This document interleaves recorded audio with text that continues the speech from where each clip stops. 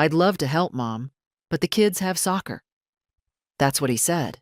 Not, "How are you feeling?" Not, "Can we bring you dinner?" Just that. Like my recovery was a scheduling conflict. So I healed alone. Slow, stiff, scared. And now I remember every detail. The first morning home from the hospital, I couldn't reach the kettle. The countertop felt like a mountaintop. I had to sit on a stool and breathe through the pain. My stitches pulled with every movement, and the house echoed in a way it never had before. It wasn't quiet. It was absence. Thick, layered, deliberate. I didn't expect a parade, but I thought someone might check in. A knock on the door, a message that wasn't automated. The only thing I heard was the mail slot, and even that was just bills and real estate flyers. One had a glossy photo of a house like mine. Great for families.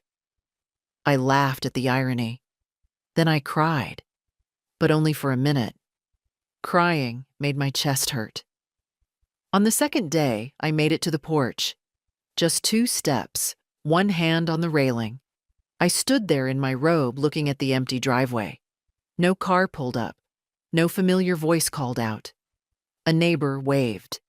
I didn't wave back. I was too tired, too full of that awful knowing. They weren't coming, not tomorrow, not the day after. I was not a priority. I was a pit stop they'd decided to skip this time. Back inside, I boiled an egg. That was all I had the strength for. I ate it standing at the sink, like a woman in a house that didn't belong to her anymore. And yet, this was the house I bought with George. The one where my son took his first steps. The one they now talk about like it's already theirs. But here's the part they don't know. I'm still here. The painkillers made everything fuzzy, but the loneliness was sharp. It came in waves, during commercials, between boiled eggs at 2 a.m., when the hallway light felt too far from my bed. I'd shuffle in socks across the floor, each step a negotiation between courage and discomfort. My body moved like it no longer belonged to me, like I'd borrowed it from someone braver. On the third night, I spilled hot tea trying to pour with my left hand. My right side was still too sore. The cup cracked on the counter, tea running down the cabinet like blood. I stood there, shaking, watching the mess, and I wanted to scream. But I didn't. I got the mop. I cleaned it up. Because no one else would. The house was too quiet for grief, too loud for peace. Every creak reminded me of what used to be. Footsteps rushing up the stairs, the back door slamming after school, George's whistle as he came in from the garage. All gone now. And in their place, the slow tick of a clock that didn't care whether I slept or cried. My phone sat beside me on the table like a dead limb. No missed calls. Just a few notifications, ads, reminders, some charity asking for money I didn't have. I scrolled through old photos for warmth. There was one of me and Matthew at the beach when he was 5. His hair was wild from the wind, and he held my hand like it was the only thing he trusted. I stared at that hand, frozen in time. When did he let go? On day 5, I tried calling. Just once. "Hi, it's Mom." "I'm doing okay. Just thought I'd check in." I paused, then hung up before finishing. What was the point? If he wanted to know how I was, he'd have asked. They sent flowers, yellow ones, with a printed card.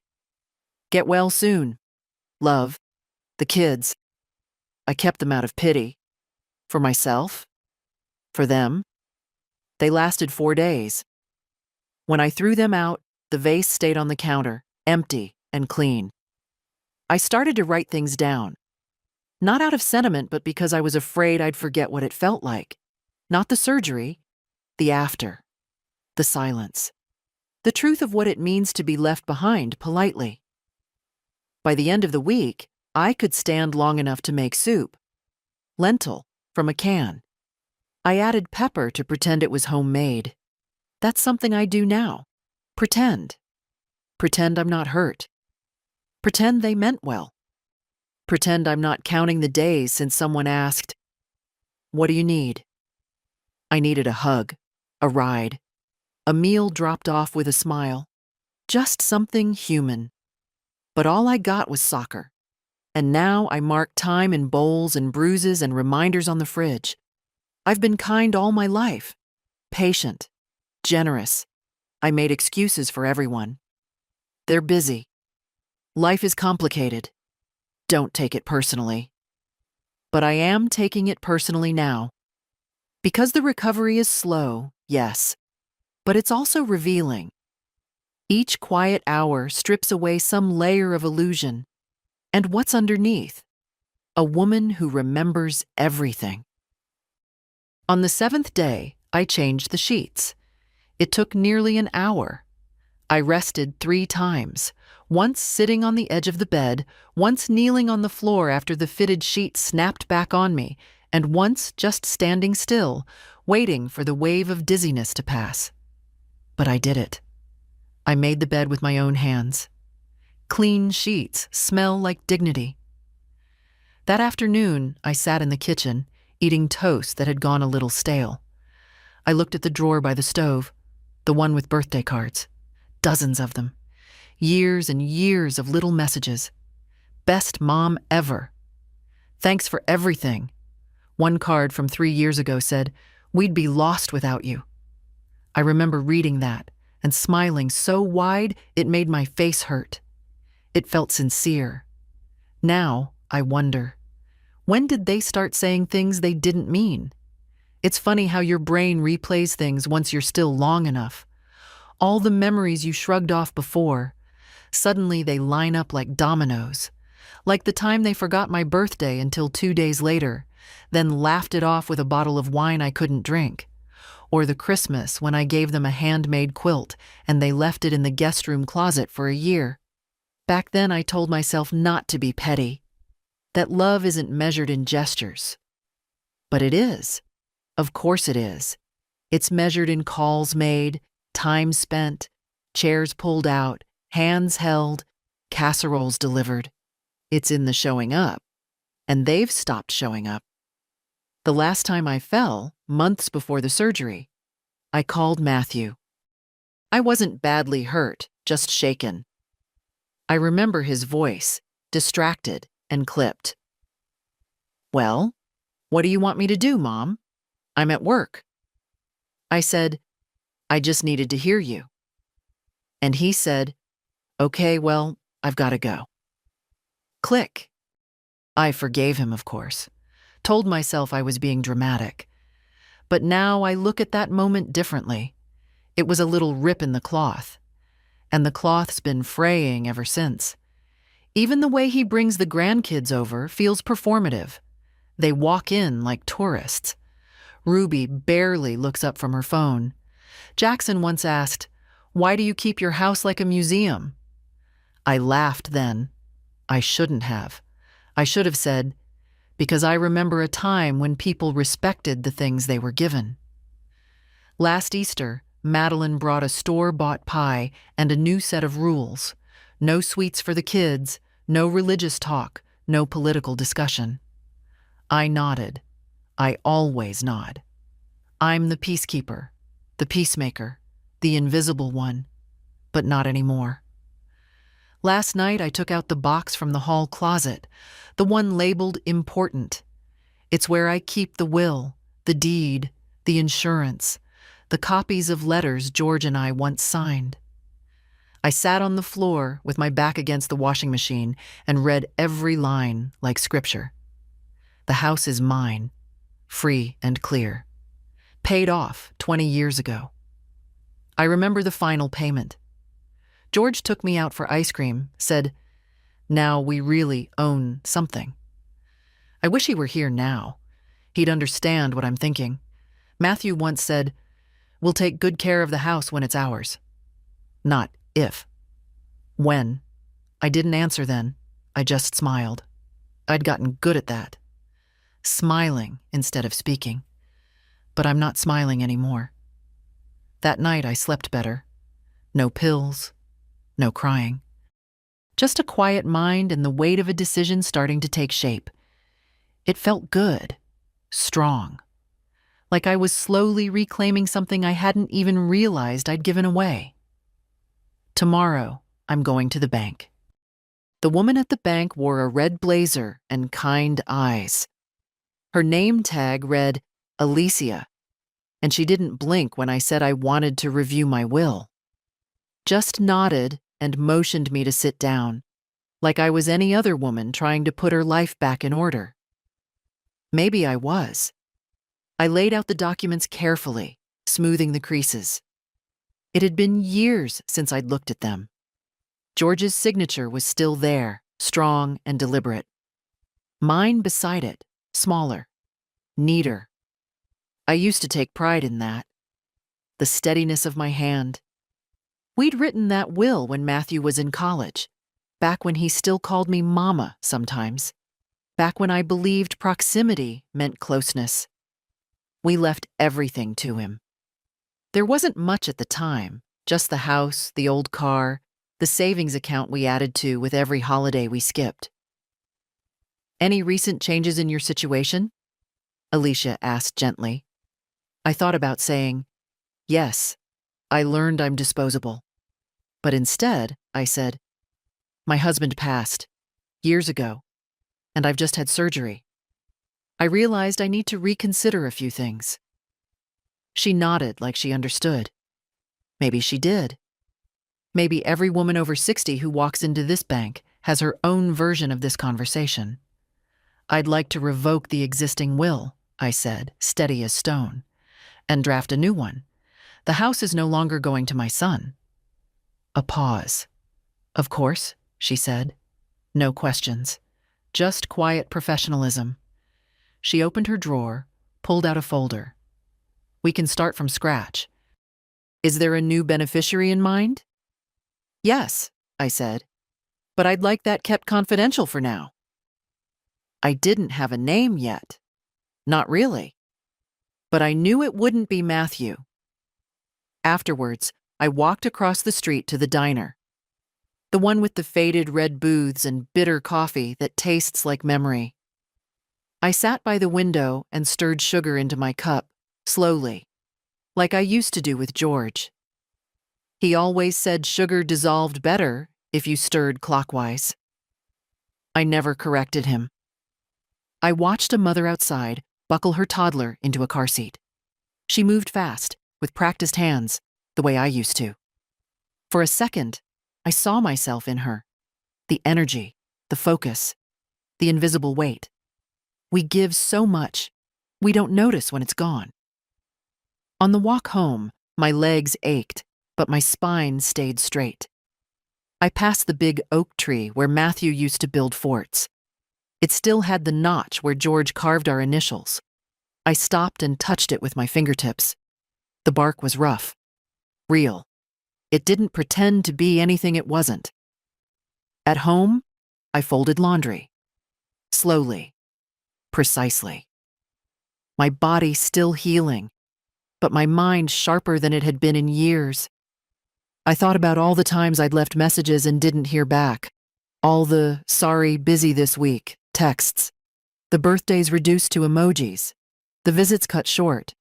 It's not just the surgery that's healing. It's the delusion that family always means care. I no longer believe in that. And strangely, that feels like freedom. It was Sunday when Matthew finally showed up. I heard the car before I saw it. Too fast up the drive, like he wanted to get this over with. I was in the kitchen, folding dish towels. He didn't knock, just walked in like he still owned the place, which in his mind, I suppose he did. "Mom," he said, loud and breezy, like nothing was wrong, like it hadn't been 2 full weeks of silence. I turned slowly, let the towel rest on the counter. Matthew. He held a brown paper bag, one of those takeout ones with greasy corners. "Brought you soup. From that place you like, the one on Hillcrest." He didn't ask how I was. Didn't look too closely. Just placed the bag on the table like it absolved him. I opened it. Carrot and ginger, store-bought, no spoon. Thank you, I said, because some parts of me were still trained that way. He looked around, hands in his jacket pockets. Place looks good, clean. As it always does. Kids have been swamped. Ruby made varsity. Jackson's doing robotics now. I nodded, waited. And Madeline's been working extra shifts. Promotion on the line. More nodding, more waiting. He cleared his throat. We were thinking, once you're feeling better, maybe you'd like to come over for dinner. Just us. Keep it easy. My fingers tightened slightly on the counter's edge. That would be nice. Not a word about the surgery. Not a single acknowledgement of the recovery I've done, every inch earned without them. But dinner? Now that the hard part's over, they remember I exist. He walked to the window, looked out toward the yard like he used to when he was in trouble. We were also talking about the house. There it was. I said nothing. Let the silence spread. He rushed in to fill it. Just long term, you know? You're doing great now, but down the line, well, it's a lot to maintain. We were thinking, maybe we start planning ahead. So it's not all on you. I nearly laughed. Planning ahead. For a house they've already assigned to themselves. I see, I said softly. And if we did some updates, new roof, maybe a ramp, just in case, it would make sense to put things in our name. Easier for everyone. He still couldn't look at me. You've been so generous, he added quickly. We just want to make sure things are handled before there's a crisis. Crisis. That's what I've become in his mind. A ticking problem to preemptively solve. I walked over to the table, picked up the soup, carried it to the fridge. I'm not planning on a crisis, I said, my back to him. Not anymore. He paused, maybe catching something in my tone. You okay, Mom? I turned then, met his eyes. Never better. He blinked, nodded once. Good. Great. There was nothing left to say. He left a few minutes later saying they'd call me later this week. I didn't hold my breath. After he was gone, I sat in my chair by the window, the one George used to call my thinking spot. Outside, a squirrel darted across the lawn. The wind picked up, tossing leaves against the glass, and in that moment, I felt clearer than I had in years. They hadn't come when I needed help, but now they show up with soup and paperwork. This isn't about care, it's about claim. But this house, it's not an inheritance, it's a witness, and I decide who sees it last. The hospital smelled like lemon disinfectant and fatigue. I walked through the sliding doors slowly, cane in hand, coat buttoned to the top. It was just a follow-up appointment. Routine, they said. But something about walking back into that building made my chest tighten. I remembered the surgery day clearly, the blur of the gurney, the cold of the pre-op room, the nurse's reassuring voice. The moment they asked if someone was waiting for me outside, I'd said, "No, it's just me." And she'd paused, just a flicker, then moved on like that wasn't a tragedy. It had been 12 days since anyone checked on how I was healing. 12 days since anyone asked about my pain or my sleep or my breath at night. Matthew never even asked what the procedure had involved, as if cutting into a body that birthed him was just another item on a long list of forgettable errands. The nurse today was young, with bright sneakers and careful eyes. She helped me onto the exam table with a tenderness that almost made me cry. Almost. But I didn't. I've learned to keep my tears for places no one sees. You're healing beautifully, the doctor said after examining the scar. Remarkably well, actually. I nodded, said thank you. Didn't mention the nights I'd woken gasping, the days I'd forced myself to walk laps around the living room just to keep the blood moving. Any help at home? No, I said. Do you need someone?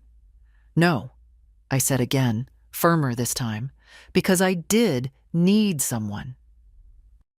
But needing and asking are two different things, and when the first need is met with silence, you stop asking. After the appointment, I walked to the pharmacy alone. The wind had picked up and made my eyes water. I told myself it was the cold. At the register, a woman my age stood ahead of me with her daughter, middle-aged, confident, still fussing over which vitamins her mother needed. They laughed together. The daughter took her coat, steered her by the elbow. I stood behind them, invisible. Again. When I stepped out onto the sidewalk, I paused, looked up at the pale winter sky. There were birds moving fast above the power lines, tight and fast, like they were escaping something. I envied them. Back home, I poured myself a glass of water and sat in the kitchen. The quiet greeted me like an old friend. Then I reached for the drawer where the folder from the bank now lived. The house was worth more than I thought. Prices in the neighborhood had risen over the years, quietly. I'd paid it off so long ago that I never tracked its value. But Alicia had. She'd circled the estimate in blue ink. She'd said, "It could change your life. Change your life." At 79. I stared at that number for a long time. Then I opened the drawer beneath it, the one filled with old photos. Matthew as a baby, toothless and pink. His first school portrait, graduation, wedding. I stopped at one particular picture. Me holding him at age 3, both of us sunburned, laughing on the beach. He's clutching my neck like I was the whole world. Where did she go? That version of me. Where did he? The phone rang. I let it.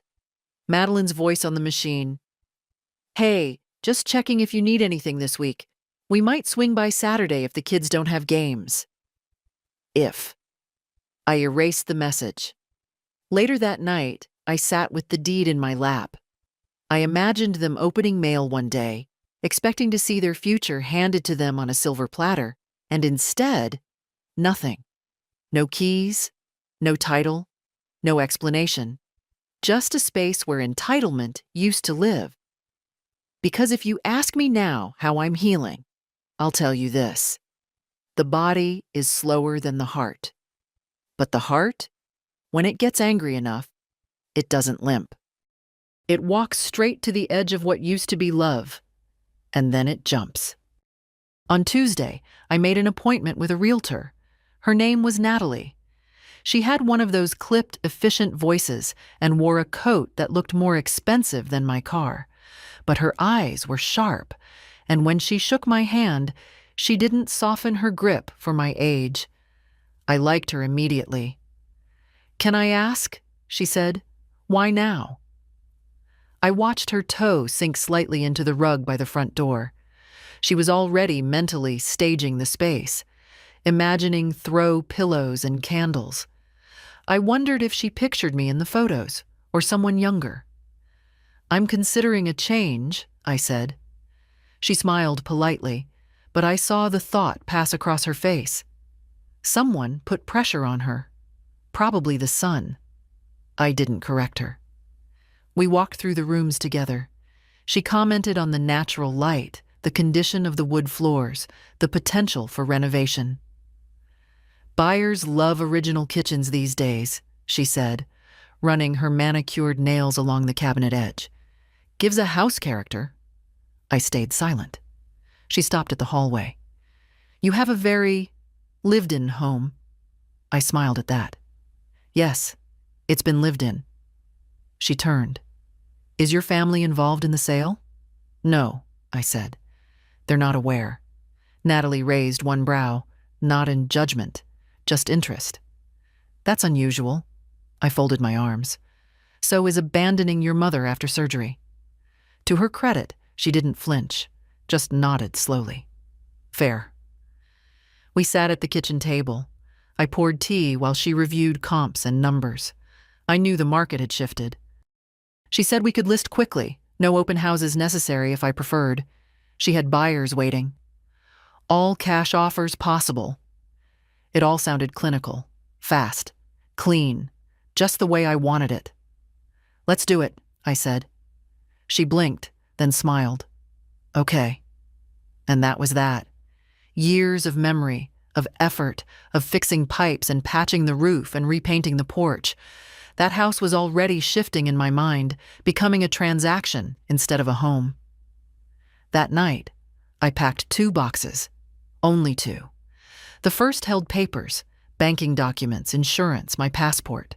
The second held photos. Not all of them, just the ones that still felt like they had breath in them. George's smile, my dog Daisy in her sweater. One of Matthew, before his face changed into the man who forgot how to ask, "Do you need help?" I didn't cry.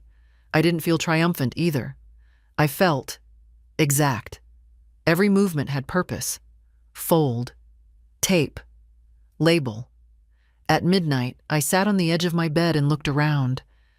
I thought the walls might feel closer, that the house would try to cling to me. But it didn't. It had been waiting for me to let go. I whispered, "Thank you." Then I turned off the light and slept without waking once. Her name was Lorraine. I met her at the pharmacy 6 months ago. 2 older women reaching for the same bottle of joint cream, then laughing at ourselves. We'd had coffee once, then again, and by the 3rd time she knew more about my medical history than my son did. Lorraine was a widow, like me, lived in a small apartment above a nail salon, and kept her life simple. Crossword puzzles, strong opinions, 1 cat named Charles. She didn't ask many questions, but she listened like someone who had earned the right to say nothing. That kind of presence is rare. I called her the day after I signed the paperwork with the realtor. "Coffee?" I asked. "Come over," she said. Her place smelled like lemon oil and onion soup. She had jazz playing on a low volume, something brassy and sad. I sat at her little kitchen table while she poured us both a cup. "You look like a woman who just made a big decision," she said. I did. "Family know?" "No." She raised 1 eyebrow. "Good." I smiled. "That's what I was hoping you'd say." She stirred her coffee. "You don't owe them anything." It wasn't said with bitterness, just clarity, the kind of truth that doesn't need decoration. "They think the house is already theirs," I said. "Madeline mentioned remodeling the guest bathroom, someday. Matthew once asked if I'd mind a skylight in the hallway." Lorraine snorted. "Did they also ask when you'd be dead?" I laughed, sharper than I meant to. But it felt good. "They weren't cruel," I said quietly. "Just distant. Forgetful in ways that add up. Neglect doesn't have to be violent," she said. "Sometimes it's just consistent." That sentence sat with me. Consistent neglect. All those missed calls. Late birthdays. Dinners postponed indefinitely. The way they'd stopped hugging me with both arms. I took a sip of coffee. It was too hot, but I didn't mind. "I've always believed in giving quietly," I said. "Helping without keeping score." Lorraine nodded. "That's noble, until it becomes invisible." We sat in silence a while. Charles the cat jumped onto the table and sat like a little emperor between us. "I don't know where I'll go yet," I admitted. "The realtor thinks it'll sell quickly. I might rent for a while, maybe by the lake." "Do it," she said. "Do something selfish for once." That word, selfish. It used to feel like a slur. Now it felt like a key. I looked at Lorraine, this sharp, scrappy woman who had made peace with living above a nail salon, who hadn't spoken to her children in 4 years by her own choice. "How did you know you were done?" I asked. She tilted her head. I stopped hoping they'd call, and when I realized I didn't feel sad about it, I just felt free. That was it. That night, I went home and stood in the hallway.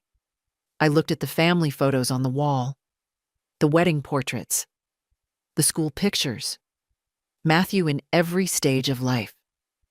My arms around him like a guarantee. I took them all down, one by one, and for the first time in years, the hallway looked like mine. The kitchen clock clicked past 11 when the knock came.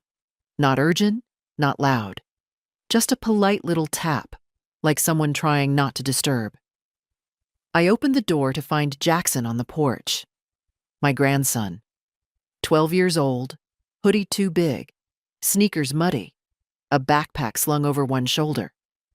He looked surprised that I was the one who answered, which made me wonder what he'd expected. "Hi," he said. "Hi," I answered. "Everything all right?" He shifted. "Mom dropped me off early, said she had a conference call." I let him in, though something about it didn't sit right. Jackson hadn't been over in weeks, not since before the surgery, and now he was here with his backpack and no plan. He pulled out a juice box from his pocket and sat at the kitchen table like nothing had changed. I made toast, gave him half, sat down across from him. "You know," he said through a mouthful, "Dad says when the house is ours, he's going to knock down the wall between the kitchen and the dining room." I froze. The sentence came so casually, so clean, like it had been said more than once, like it was already decided. "What do you mean, when the house is yours?" He shrugged. "I don't know. Just something Dad says. That after everything settles down, we can make some changes." I stared at the boy who used to crawl into my lap and ask for stories, who once cried when I left early after babysitting, who now talked about this place like it was a future construction site. "Did your dad say that to you?" He nodded, taking another sip of juice. "Yeah. He said it's already kind of ours, you know, since Grandma's getting older and all." I turned to the sink, washed my hands even though they weren't dirty. "What else has he said?" Jackson was quiet for a moment. "Just stuff, like how he wants to make it into a home office. And maybe let Ruby have the back room. Mom wants to repaint everything white." Repaint everything white. Erase the colors I chose, the curtains I sewed by hand, the blue wall George painted for our 25th anniversary. They wanted to flatten it all out, smooth it into something generic, something theirs. And me? I was the inconvenience standing between them and their remodel. "Did he say when?" I asked, trying to keep my voice even. "Not really," Jackson said. "He just said, soon, probably, once everything's in place." In place, like I was a chair being moved out. I turned back to him and smiled. "Well, that'll be interesting." He nodded, not sensing anything off, just eating toast, just repeating what he'd heard. They talk about me like I'm already gone, not even with cruelty, just with assumption. And that, somehow, is worse. That night, after Jackson had been picked up, no explanation, just Madeline's text. "Thanks. Crazy day." I went into the living room and sat in my chair. I didn't cry, didn't rage. I opened the notebook I'd started keeping after the surgery. Page 1, meds schedule. Page 23, Lorraine's quote, "Neglect doesn't have to be violent. Sometimes it's just consistent." Page 37, realtor contact, listing timeline, inspection date. Page 41, he said, "When the house is ours." I wrote it down slowly. Then I wrote underneath, "They don't know I've already left, and I haven't moved yet, but I've already gone." The realtor called on Thursday. Her voice held the kind of energy reserved for news with commas and dollar signs. "We have an offer," she said, "above asking. Cash. No contingencies. I didn't blink. How soon do they want to close? They're ready in 10 days, 2 weeks, if needed. I looked out the window. The oak tree was starting to shed. Its branches had thinned just enough to see the sky behind them. Autumn creeping in, quiet and deliberate. Let's do 10, I said. Natalie hesitated. You're sure? I am. She exhaled, almost relieved. Okay, I'll draw up the acceptance. After we hung up, I sat for a while. No music, no TV, just the ticking of the hallway clock and the occasional creak of wood shifting in the walls. This house had always talked to me in little sounds. I used to find them comforting. Now they sounded like farewells. I started packing in earnest. Not the sentimental things, I'd done that already. No, this was the cleaning kind of packing, the sorting, the sifting, the throwing away. Bags for goodwill, boxes for the dump. One corner of the living room quickly became a graveyard of what no longer served me. In the hall closet, I found a pair of Matthew's old cleats, still caked with dried mud. I held them for a moment, thumb grazing the cracked leather. There was a time he'd cried over those shoes, desperate to make the soccer team. George had stayed up late, gluing the sole back together. I remember how proud Matthew was when he made the team. I left the shoes in the donation pile. In the guest bedroom, the one Ruby once used during her sleepovers, I found a stack of coloring books. Half-finished pages, bright pink unicorns, glittered outlines. I remembered her lying on her stomach, legs swinging, asking, "Do you think unicorns cry, Grandma?" "No," I'd said. "They don't need to." I put the books in a box labeled, "Give to Library." I moved slower than I used to, but I didn't stop. The rhythm of packing became its own kind of therapy. Not a shedding, exactly. More like a distillation. What do I carry forward? What do I release? That night, I wrote my new address in a small notebook. A one-bedroom apartment in a quiet complex near the lake. Lorraine had helped me find it. "Nothing fancy," she'd said, "but the light is good in the mornings." That was enough.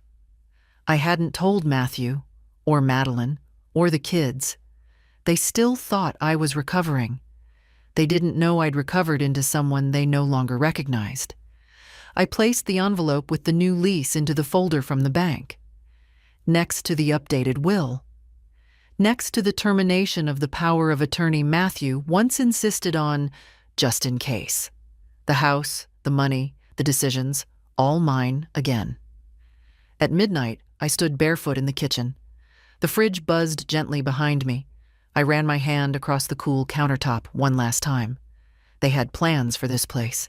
Skylights, white walls, open concept. But they never asked what I planned, and that was their mistake. I met with the notary on a Tuesday afternoon. Her office was tucked behind a dry cleaner's, just a narrow room with a ticking wall clock and a water cooler that hadn't been cleaned since spring. Her name was Evelyn. Late 60s, crisp linen blouse, eyes like slate. We didn't exchange pleasantries, just the work. She handed me the stack of papers. "This revokes the prior will," she said, tapping the first page. "This confirms your new beneficiary." I nodded. "And this," she said, placing the final document in front of me, "officially removes your son's access to any financial power regarding your estate." The pen felt heavier than it should have. "I take it you've thought this through?" she asked. I looked at her.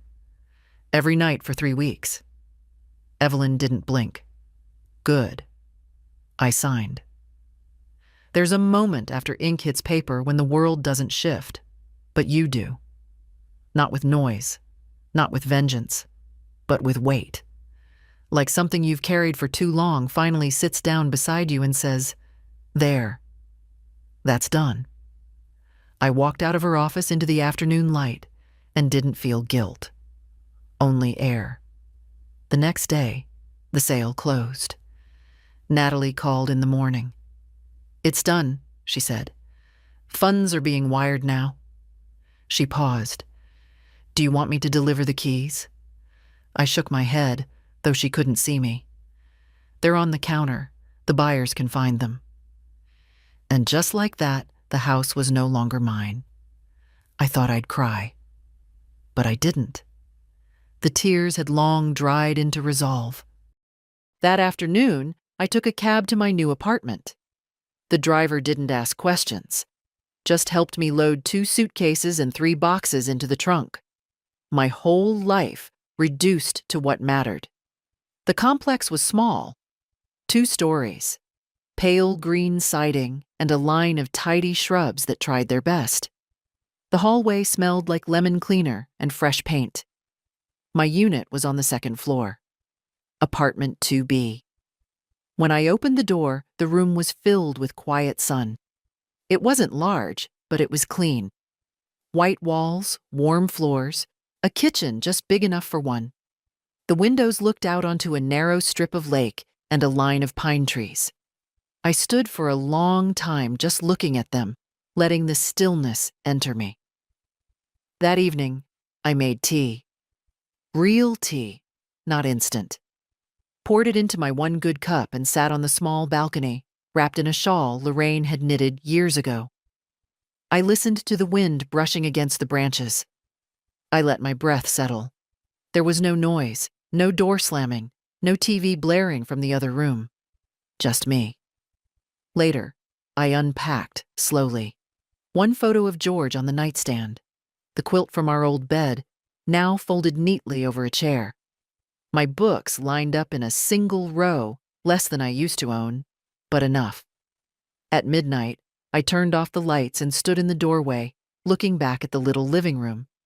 And for the first time in years, I felt like I was somewhere I belonged. No one knew where I was. And that was exactly how I wanted it.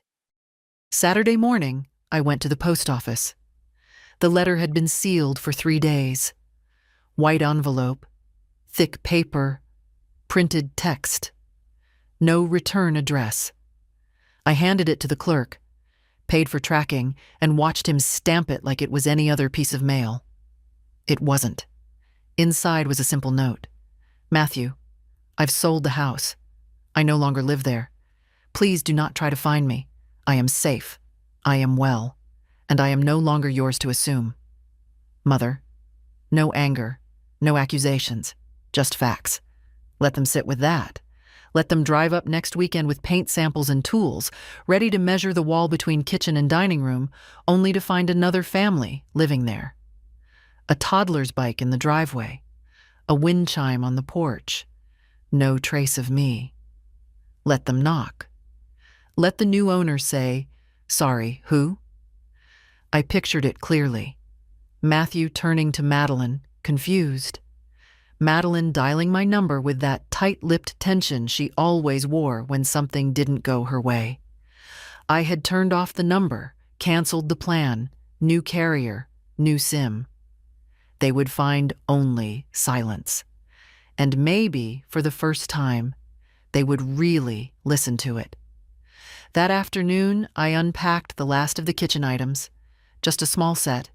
1 pan, 1 pot, 2 plates, 2 mugs. Minimalist by necessity. But somehow, it made everything feel intentional. I boiled pasta, added olive oil and garlic, sat by the window and ate with the lake just barely visible through the trees. The breeze lifted the corner of the curtain, and I let it. Let everything shift. Let everything move. I wasn't angry anymore. Anger had left weeks ago. What remained was a kind of stillness I didn't know I'd craved. Not revenge, not satisfaction, just quiet. That night, Lorraine came over with a pie she'd bought at a farmer's market. "It's not homemade," she said, "but it's peach, and I didn't feel like eating it alone." We sat on the balcony, wrapped in shawls, 2 women with unshared griefs and fully shared silences. "I sent the letter," I told her. She didn't ask what it said. She just nodded. "Took me 3 tries when I did mine. First two were too polite. I smiled. Mine was not. Good. We ate pie with spoons from the tub, no plates. The sunset slipped behind the pines in long ribbons of orange. I think, I said, they thought I'd always wait. They all do, she said, until you don't. At one point, Charles the cat jumped onto her lap, curling into the crook of her elbow like he belonged there. She didn't push him away. She just kept eating. After she left, I sat for a long time in the dark, listening to the wind, the small clicks of cooling furniture, my own breath. I thought about legacy, how it's not in the things we leave behind, but in what we refuse to carry anymore. The first morning in October, I woke up before the sun. The light here arrives slowly, through pine needles and thin clouds, brushing the windows in soft gray. I stood barefoot in the kitchen, wrapped in my robe, holding a warm mug between both hands. There was no sound but the faint hum of the refrigerator and a bird I hadn't yet learned the name of. I didn't miss the house. I missed the woman I'd been in it, the one who waited at windows, who asked for so little and was told, somehow, that even that was too much. I missed her the way we miss old shoes, comfortable, broken in, but ultimately replaced when the walking wears through. At 9, I called the library. They were taking donations again. I packed a small box of books, children's stories, old cookbooks, a few novels I'd outgrown. The librarian's voice was warm. She said they'd be glad to have them. I walked there slowly, carrying the box like something sacred. On the way, I passed a woman about my age planting chrysanthemums along the sidewalk. She looked up and smiled. "Beautiful morning," she said.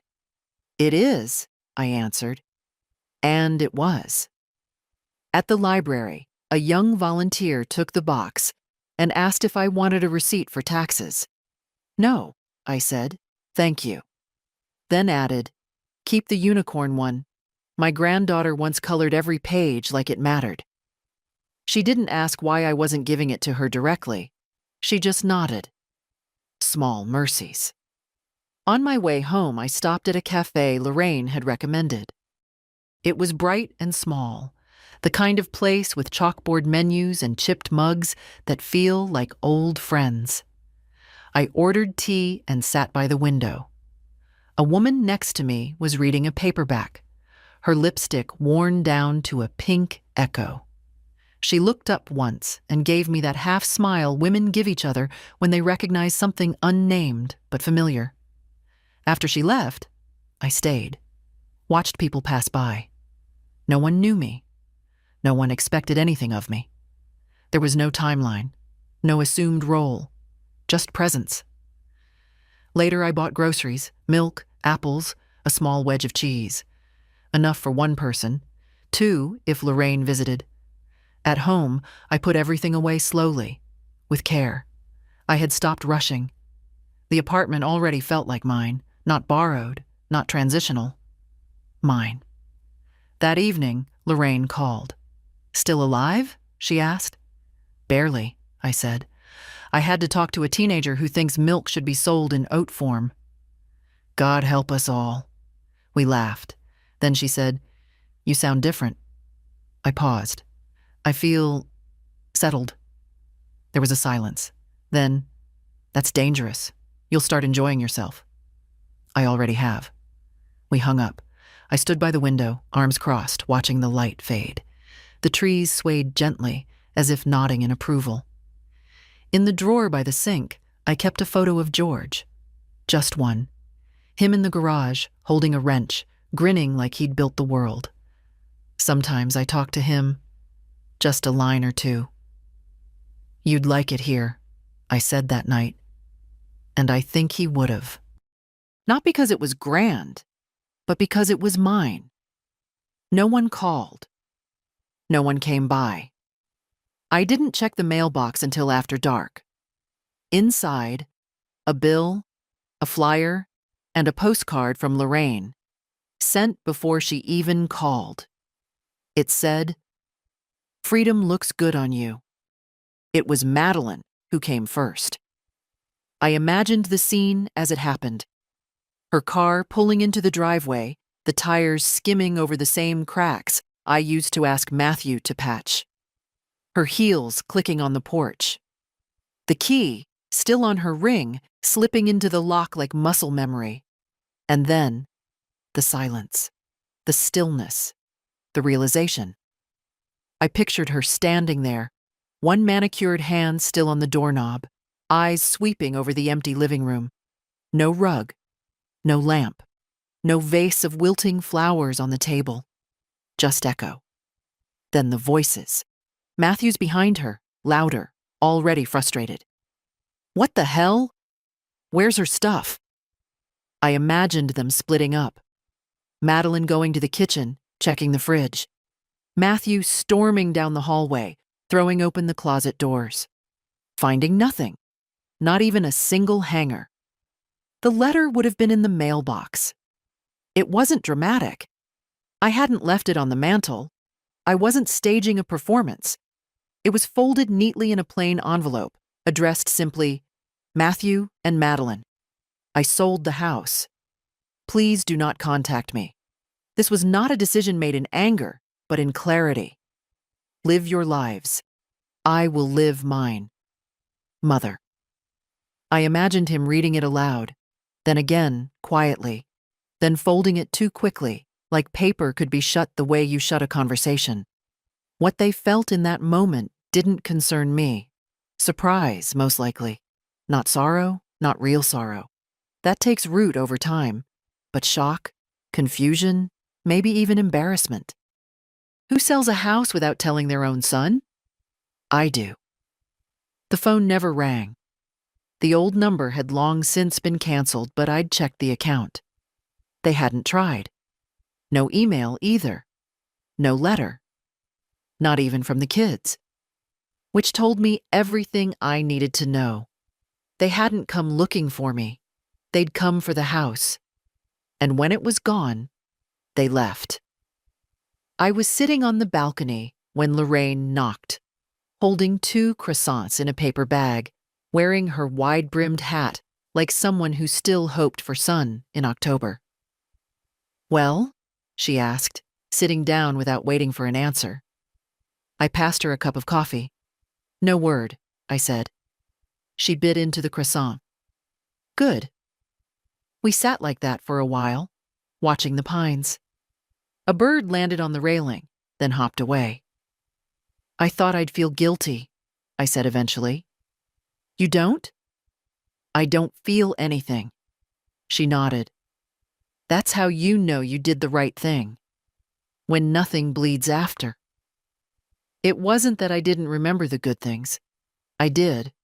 The birthdays, the small hands, the laughter in the backyard. They were real. They were once. But love without care becomes nostalgia. And nostalgia is not enough to build a life around. That night, I opened the last box. Inside, George's watch, my wedding ring. One letter he'd written the year before he died. I didn't reread it. I didn't need to. I knew it by heart. He'd ended it with, "Whatever you choose, I trust you to know what's right." I whispered. I did. Then I closed the box, put it on the shelf, and made myself a cup of tea. The lake was always quiet before 7. I'd started walking down to it in the early mornings, just me and the cane I barely needed anymore.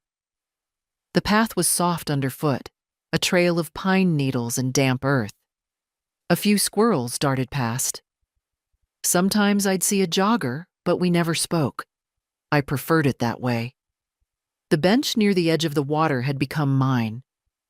No one claimed it, but I sat there often enough that the shape of my body seemed to linger in the wood. I brought my thermos, my scarf, my stillness. I watched the mist rise off the lake like a secret being kept. It had been 2 weeks since I left the house. 3 since I sent the letter. 43 days since the surgery. I counted.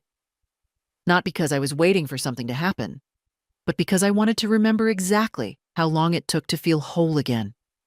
Not just in body, but in truth. One morning, I brought a book with me. Not to read, just to hold. It was one of George's old favorites, a story about a man who spends his whole life building something that no one understands until after he's gone. When I first read it, I thought it was sad. Now, I thought it was honest.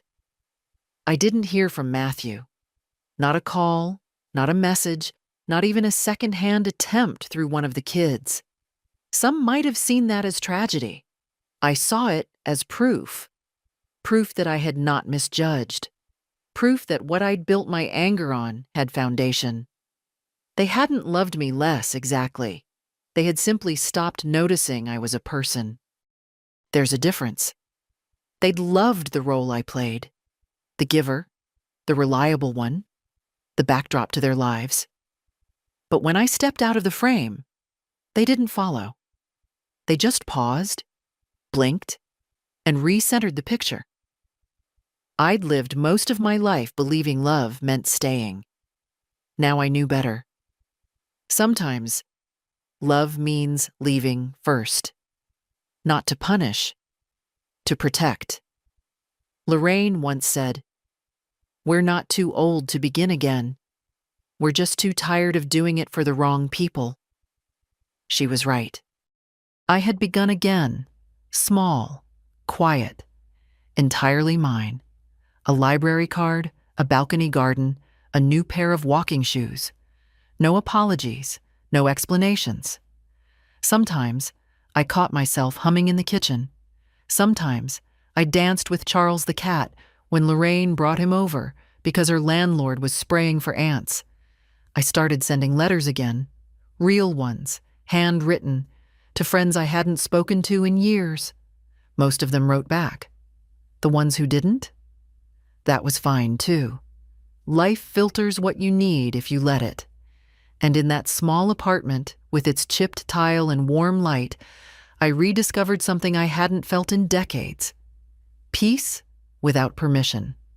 Not the kind that's granted or scheduled, but the kind that arrives when you finally stop performing worthiness. I was not anyone's inheritance. I was not their burden, their placeholder, their historical footnote. I was a woman who had done her best. And when her best was no longer enough to warrant care, she chose herself instead. That is not cruelty. That is reclamation. So if you're reading this, if you've ever stood in a kitchen alone, wondering why no one knocked, why no one called, why you were easier to forget than to love, hear me. You are not wrong. You are not crazy. And you are not done. You can still leave the house they assumed would be theirs. You can still sell the story they wrote for you. You can still build a new one with silence, with strength, with softness that asks nothing in return. Because peace is not owed. It is claimed. And it is never too late to claim yours. If this story spoke to you, share it. Send it to someone who needs to feel less alone. Leave a comment. Your voice might be the very thing another woman's been waiting to hear.